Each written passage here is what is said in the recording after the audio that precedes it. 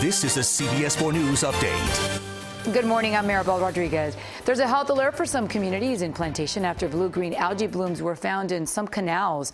The Florida Department of Health recently put up a couple of signs along canals in the city.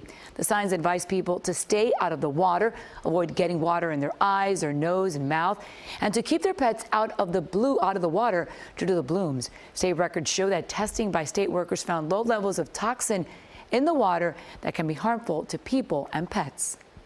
When it gets to the point where people can't swim in the water and they can't fish in the water and they can't come into physical contact with the water, that's a problem.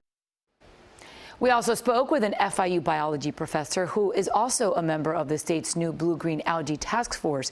She said it's likely this is a temporary situation in Plantation.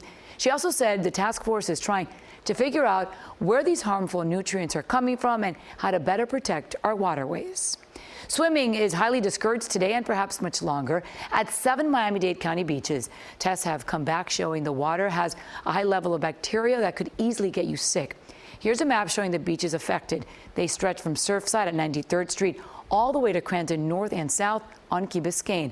We also have a full list posted on our website, CBSMiami.com. A man is recovering this morning from a violent crash in Miami Gardens. Chopper 4 was over the scene at Northwest 179th Street and 9th Avenue, where two cars smashed into a home. The impact so violent, one of the cars rolled over. Miami-Dade Fire Rescue says one of the drivers had to be airlifted to the hospital. The man inside his home at the time of the crash says this is not the first time something like this has happened in the neighborhood. Well, it sounded like a boom and a thud, and then it sounded like some pellets was coming behind it, so that's what startled me at first. We get some traffic control around here, first of all. Speed bumps, more stop signs, because this is an everyday occurrence. Miami Gardens police are still looking into the cause of the accident. And the Dolphins will take on the Jacksonville Jaguars tonight at Hard Rock Stadium in the third preseason game. Most of the starters are expected to play the first half. Josh Rosen will back up Ryan Fitzpatrick in tonight's tune-up. Kickoff is set for 8 o'clock tonight. Now, CBS 4 weather with meteorologist Lisette Gonzalez. Good Thursday morning. We're monitoring a disturbance over the Bahamas that remains disorganized as of the latest 8 a.m. outlook from the Hurricane Center is not expecting this to develop in the next 48 hours in the next 2 days, but the moisture associated with it beginning to affect South Florida later today, increasing our rain chances. Now there's a 20% chance of development of low potential as we head into the weekend in this area just off the southeast coast. So it's something that's close to us. We'll of course closely monitor it, but we are in for likely a wet weekend. And in the meantime, Chantal, a tropical depression, is moving quickly to the east into the northern Atlantic. Not a concern for anyone except for the shipping lanes. And then a strong wave off the coast of Africa. There's a lot of dry air, so right now cyclone development not expected.